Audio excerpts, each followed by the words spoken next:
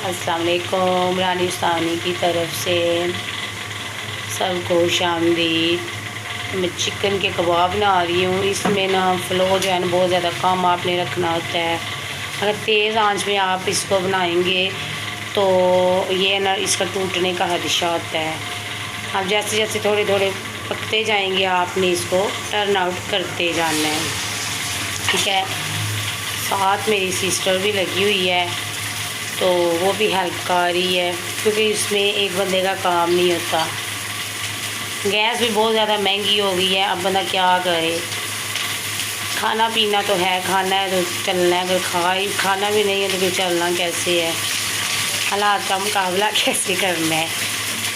तो इसलिए बेहतर यही है कि हालात जैसे भी हों हंस के मुस्कुरा के अल्लाह पाक का शुक्र अदा करके तो गुजार दें।